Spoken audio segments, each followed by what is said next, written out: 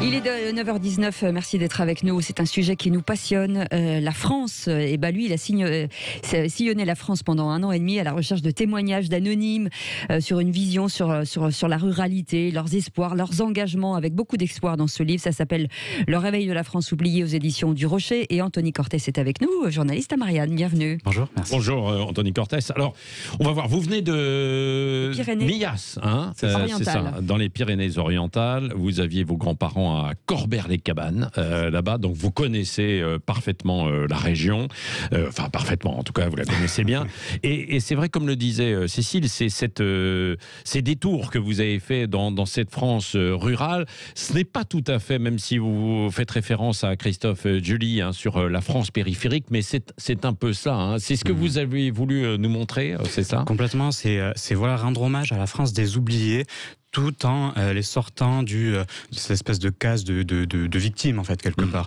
Montrer que voilà, ils sont capables de faire des choses, de lancer des initiatives, d'être hyper ingénieux, d'avoir de l'imagination. Et en fait, c'est ce que j'ai voulu montrer. Comme vous le disiez, voilà, je suis de Perpignan, enfin à côté de Perpignan, ouais, d'un petit village. Et cette France-là, je la connais.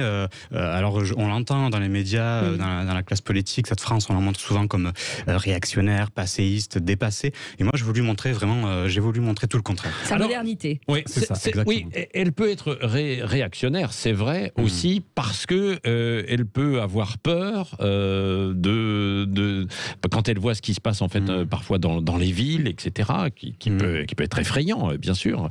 Hein, et puis parce que elle a peur aussi que une forme c'est paisible quand même globalement, parfois trop, hein, diront certains, mais à la campagne que ça disparaisse, ce soit menacé, non? C'est ça. Elle peut avoir peur, elle peut être réactionnaire, et on le voit d'ailleurs dans les résultats électoraux. Bien sûr. Cette France-là, elle se réfugie dans le vote Rassemblement National, ex-Front National. D'ailleurs, j'en parle beaucoup dans ce livre. Il y a une étude très intéressante d'ailleurs que vous évoquez. Sur la France des souffrances. C'est la France des souffrances. C'est ça, exactement. Et c'est montrer que voilà, certes, on peut la montrer comme réactionnaire parce que électoralement, elle est du côté du Front National, malheureusement ou pas, ça c'est à chacun d'en juger. Mais ce vote-là, et cette réaction et cette identité, elle s'inspire, enfin en tout cas, elle naît dans des souffrances, dans un oubli. Elle n'est pas de nulle part, elle n'est pas réactionnaire par nature. Ouais. Qu'est-ce qui fait, parce qu'on parle d'abandon, d'isolement, qu'est-ce qui fait effectivement que la campagne souffre de ce mépris des grandes villes systématiquement? Depuis des décennies, les politiques publiques ont été faites pour la ville, tout simplement. J'entends souvent, on me dit, les territoires n'ont pas été oubliés, ils ont été financés, ils ont été inondés de moyens, etc. C'est vrai, les territoires en général, sauf que ces moyens-là vont vers la ville. Et donc, pendant ce temps, la campagne se meurt. Et peut-être aussi parce que nos politiques ne connaissent pas ces territoires-là, tout simplement. Alors, j'espère que... Pas assez d'hommes de terrain, vous voulez dire? Pas assez d'hommes de terrain, complètement. Et on le voit aujourd'hui avec la majorité actuelle. Ce sont des technocrates. Qu'est-ce que ça représente, d'ailleurs, dans le poids de la population et de l'activité en France, la ruralité dans son ensemble, et les campagnes? Ce que ça représente, en tout cas, un fort potentiel économique pour moi, parce que c'est vrai que la ruralité a connu son âge d'or du Second Empire à la Troisième République par l'agriculture. Cette agriculture-là, évidemment qu'elle est hyper importante dans l'activité économique du pays. Mais avec une disparition progressive des fermes. Bien sûr, il y avait des millions avant d'agriculteurs. Aujourd'hui, on est à 400 000, 500 000 exploitations, je crois. Mais ça reste un pilier de l'économie. Ça reste un pilier de l'économie et ça reste majeur. Voilà, il est question de nourrir, de se nourrir, de nourrir les autres. Et aujourd'hui, avec la période qu'on connaît, ce Covid, où on parle de plus en plus de changer de mode de vie, de consommer, etc. Je pense que les Français, et peut-être aussi la classe politique, va réfléchir à revenir aux bases, à revenir vers les producteurs, revenir vers les circuits courts. Donc qu'est-ce qu'elle représente? Je pense que c'est un avenir par l'agriculture, mais pas seulement. Mais pas seulement, parce que vous le dites, hein, aussi beaucoup d'ouvriers, d'employés, et puis progressivement aussi des cadres qui vivent dans la ruralité, quoi. Complètement. Qu'est-ce qu'ils vont chercher? Alors, pour ceux qui y habitent, on sait, ils y sont depuis des décennies, bien souvent, c'est une tradition un peu familiale. Qu'est-ce qu'ils y trouvent aussi? C'est que le logement est moins cher, quoi, globalement. C'est moins cher. Alors, je pense, on ne va pas forcément chercher des logements moins chers, on ne va pas forcément chercher à payer moins, mais en tout cas, on va chercher un autre mode de vie. On va essayer de l'espace, en tout cas. De l'espace, voilà. On va essayer de respirer, on va essayer de trouver une communauté peut-être un peu plus à taille humaine pour avoir des rapports sociaux différents. Donc, je pense que c'est ce qui motive d'abord les citadins citadins, par exemple, on l'a vu là avec cette période dont on parlait, on a vu des citadins qui sont partis vers leur résidence secondaire, mais aujourd'hui on en voit aussi beaucoup qui réfléchissent à leur mode de vie, à se dire, est-ce que la vie qu'on m'a toujours vendue dans les villes, ces villes-là qui sont déshumanisées, polluées, surchargées, est-ce que c'est vraiment la vie qui nous correspond et dont on rêve. Donc voilà, qu'est-ce qu'ils vont chercher. Mais vous vous moquez un peu justement de ces bobos, entre guillemets, c'est des gens dans les médias qui disent oui, retour à la campagne, etc., et qui n'y connaissent rien. Et quand ils vont mettre un pied sur la terre, ils vont voir que c'est beaucoup plus compliqué que ça. Ouais, je m'en moque parce que c'est souvent montré comme un folklore. Et la ruralité, c'est pas un folklore, c'est pas un petit jardin, c'est pas un espace vert. La ruralité, c'est un territoire où il y a des vies et il faut considérer ça comme avec tout son potentiel. Voilà. Et moi, ce qui m'a agacé dans cette couverture médiatique, c'est vraiment ça. C'est des journalistes qui redécouvraient la campagne comme s'ils avaient ouvert la fenêtre sur leur jardin. Comme s'ils allaient au salon de l'agriculture. Exactement. Mais justement, avec le télétravail, donc effectivement, beaucoup de gens vont quitter les villes pour aller dans des campagnes. Comment c'est perçu? Parce que effectivement, cette transhumance, j'allais dire, des urbains vers les campagnes, est-ce que ça va disrupter, mais dans le mauvais sens du terme? Ça peut provoquer quelques problèmes, et c'est vrai que sur le terrain, en tout cas, je l'ai bien senti. Voilà, il y a une crainte de voir ces Parisiens affluer et essayer d'avoir... Parisiens ou Lyonnais ou des grands villes, voilà, c'est métropolitain.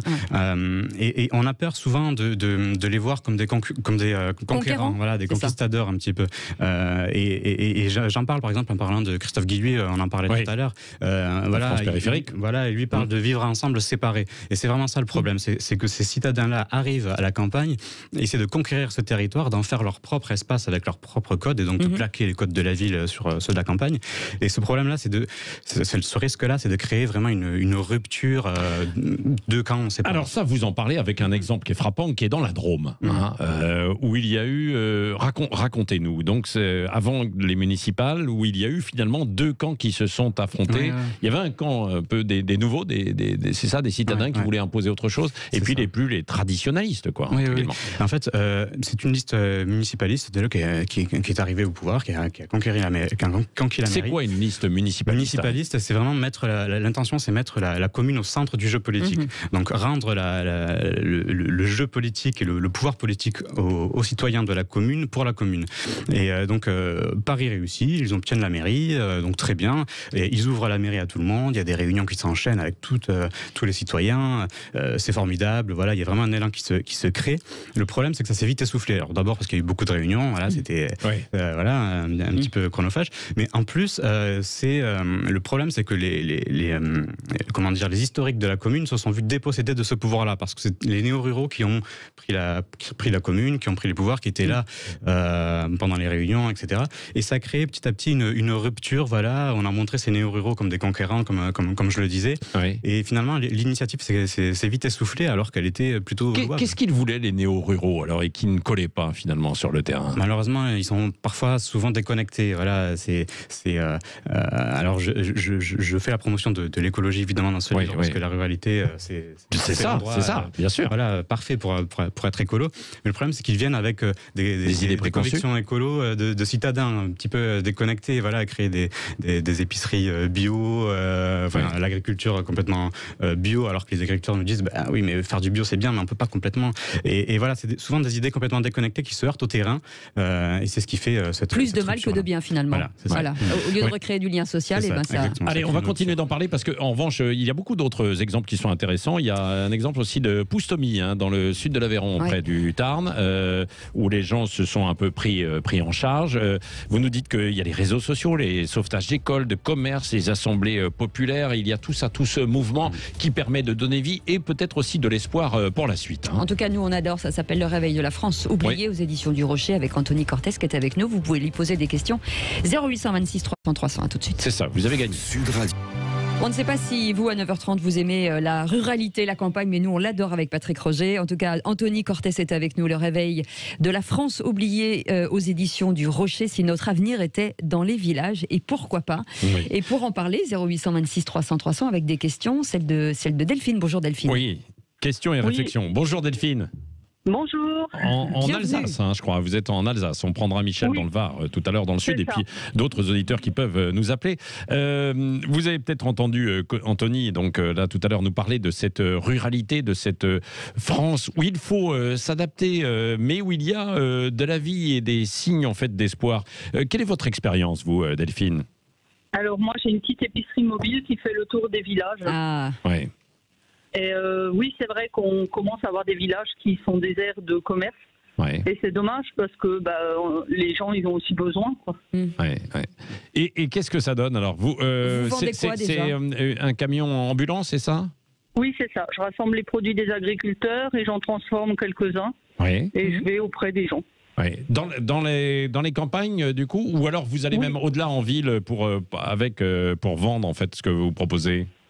J'avais essayé en ville, mais c'est en campagne qu'il y a beaucoup de demandes et je suis restée en campagne parce que moi j'aime bien les gens de la campagne. Ouais, ouais, et Delphine, vous sentez que les gens que vous croisez, vos clients, ont besoin de ce lien social, de discuter, d'avoir en tout cas un échange? Oui.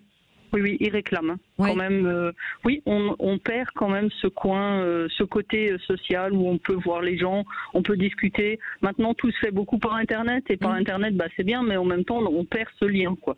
Ouais, c'est vrai. Mais et vous, est-ce que vous l'utilisez en parallèle justement Internet pour dire pour donner vos rendez-vous? Est-ce que vous proposez chaque jour?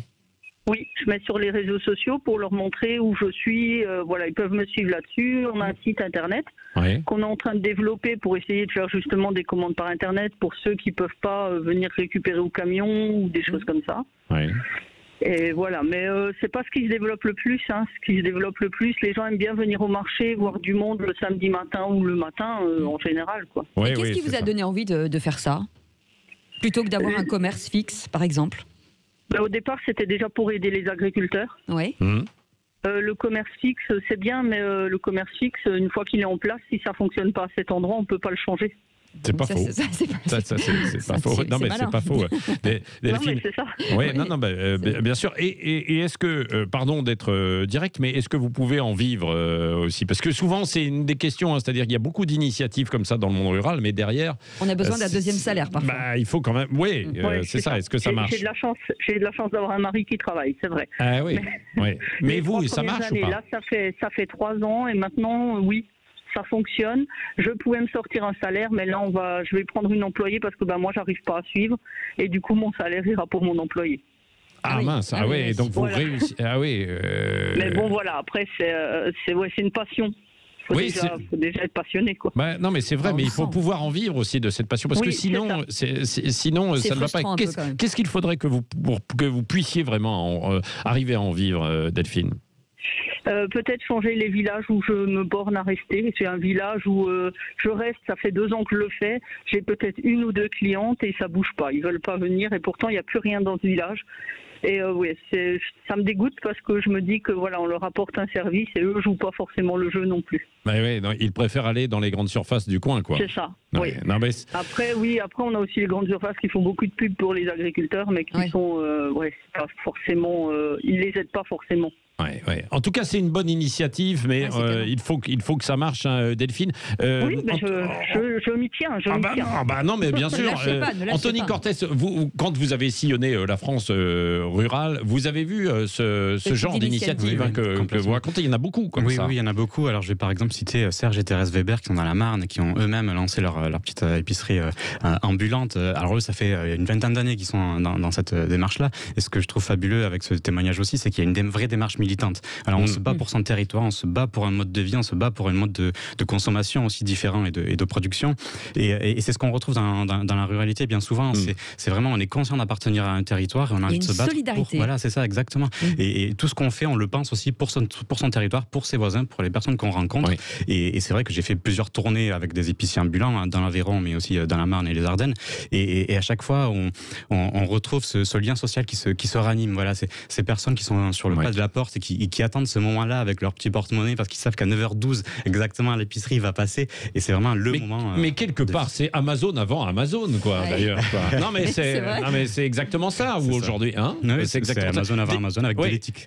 Non, mais avec de l'éthique. Delphine, je sais pas si vous êtes toujours en ligne ou pas, Delphine? Oui. Et est-ce que vous avez des aides d'une manière ou d'une autre, des exonérations, par exemple, de charges pour ce que vous faites?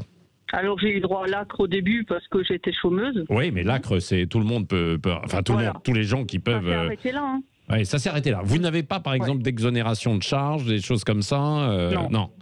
Non, mais, non, et pas d'aide pour acheter le camion qui coûte un bras aussi au départ. Ouais. Aucune aide de ce côté-là. Non, mais c'est là où on marche sur la tête.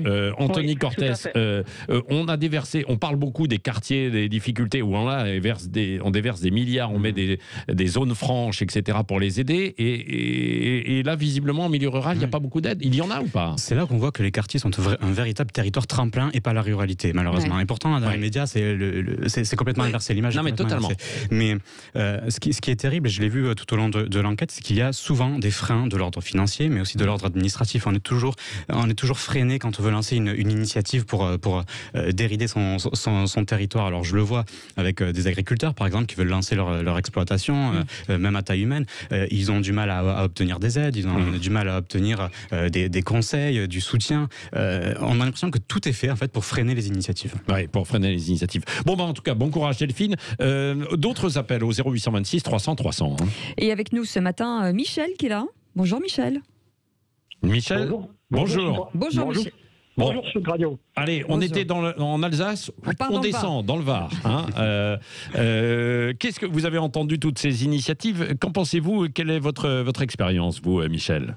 Alors, au-delà de mon expérience, je voudrais déjà féliciter Anthony Cortès pour son excellent livre. Et j'avais une question à lui poser en direct. Allez-y. Je suis élu local, je suis élu municipal, élu communautaire. J'ai aussi des appointances à la région. Ouais. Anthony, pourquoi vous n'avez jamais, jamais rapproché du mouvement le mouvement politique qui s'appelle le mouvement de la ruralité? C'est-à-dire, comment ça, le mouvement de la ruralité? C'est un mouvement politique, c'est un mouvement. Peut-être vous le connaissez, vous ne le connaissez pas. Non, mais vous lui apprenez, Michel. Il connaît beaucoup de choses sur la ruralité, mais il ne connaît pas le mouvement. Effectivement, qui est un. Non, mais vous avez raison, Michel, qui est un mouvement politique, quoi, militant, un peu politique. Hein, c'est ça, Michel, non? Alors, c'est un mouvement politique, hein, c'est issu du mouvement chasse-pêche, nature et tradition à l'origine. Oui. Surtout que dans sa région, on vient de faire une alliance avec le député Jean Lassalle, donc du mouvement résistant. Oui, de l'autre côté. Et moi, j'ai une proposition à faire à Anthony, c'est de nous rencontrer, de partager nos idées, et puis de voir comment on pourrait travailler ensemble, parce que nous, la ruralité, on l'a chevillé vraiment, je dis pas au corps, mais au cœur. Vous posiez la question tout à l'heure, qu'est-ce que ça représente la ruralité? C'est 80% du territoire français, mais c'est seulement 20% de la population. Donc ça n'intéresse pas forcément les partis politiques traditionnels parce que l'électorat n'est pas forcément là. Ouais, c'est vrai. Au-delà de ça, ce qui est important, hein, j'aborde le volet politique avant de parler d'un peu des initiatives nous qu'on a pu mettre dans le Var en place avec la région et le département sur le premier département de France qui a été connecté en très haut débit. Donc ça fait évidemment un appel d'air, ça crée des emplois, ça fait bouger énormément de choses. Hein. Mais au niveau politique, ce qui est important de dire, c'est que ça bouge. La ruralité, comme dit Anthony, et son livre est tout à fait, on va dire, symptomatique de ce qui se passe dans la ruralité. C'est que c'est vraiment en train de bouger très fortement, aussi bien au niveau des réseaux sociaux. On voit, par exemple, sur certains réseaux sociaux, des groupes unis pour la ruralité ensemble, ainsi de suite. Aujourd'hui, il y a ce frottement qui est en train de se créer, ça bouillonne, mais voilà, par exemple, comme dit Anthony, ne connaît pas le mouvement de la ruralité, qui est un mouvement politique. Aujourd'hui, on a des maires ruraux qui nous rejoignent.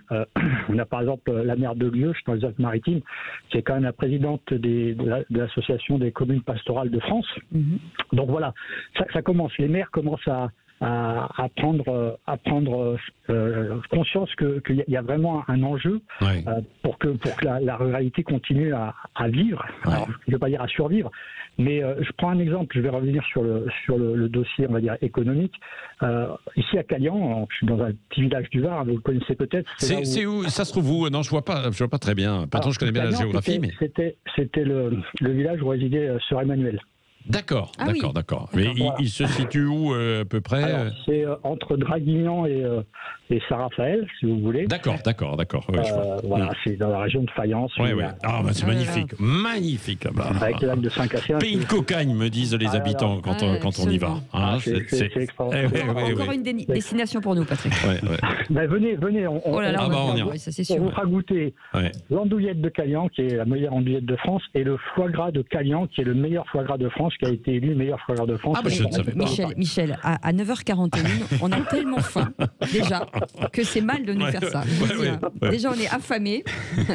Bon, mais poursuivez sur ce que vous vouliez dire, Michel. En fait, moi, je vais prendre un exemple. Bon, je travaille chez un grand opérateur télécom français, vous vous doutez de qui je parle. À peu près, allez-y. Voilà. Et donc, département du Var, premier département avec le très haut débit, la THD, la fibre. Il y a un habitant de Calian, qui a une résidence secondaire ici, qui est norvégien. Il est producteur de films. Et dès que je lui ai annoncé l'arrivée de la fibre, il a transféré son entreprise ici dans le Var. Ah oui. Alors, il fait froid en Norvège, j'y suis allé. Je peux vous dire que c'est plus difficile là-bas. Ça doit le changer. C'est vrai. Oui, mais bon, alors si vous commencez à vous faire la guerre entre gens de la campagne, c'est pas fini. Mais ça a été un vrai problème, Michel, aussi justement, la déconnexion toute une partie de la France qui se sentait lésée, terriblement lésée, et encore aujourd'hui. Bien sûr, eux ils se baignent à 18 degrés dans la piscine, ils ont pas de problème pour se baigner à cette température-là. Mais au-delà du côté humoristique, il a dit voilà, moi je produis des films en Norvège, c'est un gros producteur, il passe au festival de Cannes et tout, et il dit voilà, moi si j'ai vraiment une connexion très haut débit, je fais mes films à partir d'ici. Est-ce que vous savez par exemple qu'un médecin n'a pas le droit de s'installer dans un endroit où il n'y a pas Internet? C'est interdit par l'ordre des médecins. Donc tout ça, c'est des freins, à la progression économique en milieu rural. Et donc tout ça, il faut que les politiques, il faut que les institutions puissent apporter, on va dire, ce plus. Mais c'est vrai que beaucoup de gens, je travaille, je vous le dis, chez Orange, il y a beaucoup on est tous en télétravail sur Orange maintenant, c'est pas difficile. Et donc, il y a beaucoup de personnes qui sont bloquées par rapport au confinement dans les villes et tout, qui commencent à regarder pour des maisons à la campagne. Oui. Et donc, voilà, nous, ici, on vit dans le sud, donc déjà, c'est extraordinaire. On a la montagne à côté, on a la mer. Enfin, c'est fantastique. Donc, mais au-delà de ça, il y a tout qui se fait depuis la maison maintenant. Oui. Avec des connexions Internet. Nous, on a beaucoup de clients qui nous ont demandé d'augmenter leur capacité Internet parce que, voilà, il y a une migration. Et je peux vous le dire, c'est que les agences immobilières ici ont beaucoup de demandes. Elles sont contentes, d'urbains qui deviennent ce qu'on appelle des néo-ruraux. Et il faudrait que la campagne s'adapte aux néo-ruraux. Donc nous, au niveau du mouvement politique, on est plutôt dans le sens inverse. Vous avez raison. On préfère que les gens s'adaptent à tout ce qui se passe à la campagne, les odeurs, les bruits, plutôt que le contraire. Ouais. Mais voilà, c'est une démocratie et c'est la loi du plus nombreux, on va dire, qui prédomine. Ouais. Donc voilà, dans le cadre de tout ce bouillonnement qui se produit au niveau de la ruralité et de la campagne, donc encore une fois, félicitations. Enfin, franchement, le livre, Oui, le réveil de la France. Oui. Et puis surtout, qui passe par des moments difficiles parce que ça démarre avec la colère des Gilets jaunes. Anthony Cortès, restez avec nous, Michel. Ça démarre avec la colère des Gilets jaunes, notamment. C'est venu un peu aussi de là, quoi. De cette France qui se sent un peu oubliée, quoi. C'est un petit peu le point de départ, c'est vrai, parce que c'est vrai qu'on a toujours dit que le monde paysan ne pouvait pas développer de culture de classe. Et on voit par ce mouvement-là, enfin en tout cas on l'a vu, qu'une grosse partie de la France périphérique et donc de la France rurale s'est réunie. Mais c'était pas paysanne, forcément. Pas forcément paysanne. Il y avait les agriculteurs, bien sûr. Complètement. Surtout qu'il y a beaucoup plus d'ouvriers que de paysans aujourd'hui dans la France rurale. Mais en tout cas, voilà, cette France-là s'est réunie autour de certaines revendications, en tout cas d'une envie de vivre dignement, tout simplement, et de le clamer. Et quand on n'était pas sur le terrain, parfois, dans ce monde rural, enfin en tout cas sur les ronds-points, on était en soutien. Et c'est ce que j'ai vu, c'est qu'il y a une sorte de conscience de classe, en tout cas de conscience commune et d'une certaine communauté d'intérêt qui s'est créée, en tout cas qui s'est conscientisée marqué par ce mouvement-là, d'où ce que je dis justement, que c'est le point de départ de ce sursaut. Mais il y a quand même, donc ce que disait Michel, c'est vrai qu'il faut la fibre, il faut le numérique un peu partout pour qu'il y ait aujourd'hui et qu'on soit relié, hein, c'est incontestable. Dans le débat actuel de relocalisation d'industrie et d'activité, ça c'est absolument indispensable, parce que sinon on n'ira pas à la campagne s'il n'y a pas d'activité. Complètement. Et certaines communes l'ont bien compris, parce qu'ils proposent parfois, et bien souvent, des loyers plus réduits pour que les entreprises s'installent. Alors ça demande beaucoup d'efforts, évidemment, ça demande des investissements, et on l'a vu par les différentes réformes, c'est de plus en plus compliqué, les communes ont de plus en plus les mains liées, mais les communes l'ont bien compris et essaient justement d'attirer cette activité-là dans le monde rural. Et vous revenez sur un sujet aussi, sur le sujet des femmes qui pâtissent forcément de chômage et d'emplois précaires, plus que, au même temps que les villes, mais plus que les hommes, et ça c'est un vrai souci aussi. C'est un vrai souci. Alors les femmes, on peut les diviser presque en deux catégories, c'est-à-dire en deux générations, les plus jeunes et peut-être les plus âgés. Les plus jeunes, vous l'avez dit, pâtissent des emplois plus précaires, du chômage, mais aussi d'un certain carcan. On essaie de souvent les retenir en leur disant ne va pas dans l'autre monde, c'est trop dangereux. Et c'est peut-être un petit peu le patriarcat aussi, cette culture patriarcale qui est encore présente. Et chez les plus âgés, souvent, en tout cas j'en ai beaucoup rencontré, c'est des femmes qui étaient femmes d'exploitants agricoles et qui n'étaient pas forcément déclarées, donc aujourd'hui n'ont pas forcément une retraite, une retraite à taux plein. Et donc voilà, c'est deux catégories de femmes qui se rejoignent dans les difficultés, mais souvent c'est celles qui sont le plus capables d'imagination et d'innovation pour s'en sortir. Et c'est aussi une population assez vieillissante, c'est-à-dire qu'il faudrait faire revenir les jeunes, ou en tout cas qu'ils partent faire leurs études, mais qu'ils reviennent. Et c'est possible, il y a un vrai potentiel en fait, parce qu'on voit dans les différentes études que je crois que c'est 87% des jeunes ruraux veulent y rester, veulent y travailler. Le problème, c'est qu'ils sont moins de 20% à le faire. C'est bien qu'il y a pas de potentiel. Parce que c'est de l'emploi, encore une fois.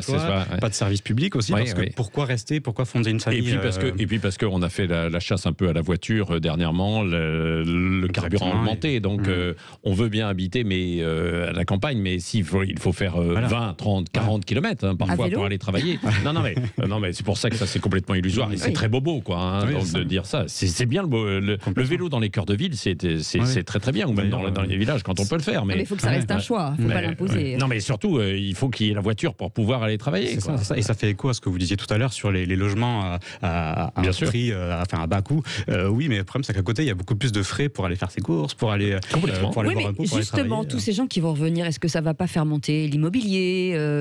Il y a des prix qui vont monter forcément. Possiblement, mais ce que disent aussi beaucoup de démographes, c'est que la dispersion peut amortir ce phénomène-là. Voilà. Là aujourd'hui, dans les villes, les prix augmentent parce qu'on est tous entassés, tous dans des petits espaces, et donc les logements sont davantage courtisés. Mais la France rurale est tellement vaste que cette dispersion-là peut amortir ce phénomène. Oui, bon, voilà. Racontez-nous quand même l'histoire de Poustomy dans le sud de l'Aveyron, là, près du Tarn. C'est un petit village, moins de 300 habitants. Dans l'Aveyron, c'est un fabuleux village. C'est vraiment, quand on y entre, on entre dans une famille, vraiment. C'est ça. Et ce qui est intéressant, on va un petit peu parler encore des néo-ruraux avec les historiques, mais c'est que dans ce village-là, on a réussi à faire la fusion, quelque part, entre ces deux mondes-là, qui, plutôt que se heurter, se sont rencontrés, et souvent à l'initiative de la commune. Alors voilà, il y a des activités qui sont lancées, de nettoyage des rues, par exemple, mais il y a surtout cette fête annuelle où on fait un grand plat, ça dure 3-4 jours, et on fait ce grand plat, tous les habitants de la commune participent, il y a les restés, évidemment, il y a ceux qui sont là, il y a les venus, donc les ruraux, et il y a aussi ceux qui sont partis, qui reviennent, les jeunes. Et pendant 3-4 jours, ils sont tous réunis, ils discutent, et c'est là qu'on voit que la culture locale, en fait, se prolonge et est partagée. Et c'est ce qui fait que, quelque part, on ne retrouve pas cette fracture, on ne retrouve pas l'affrontement qu'on peut retrouver, comme on en parlait tout à l'heure, dans la Drôme.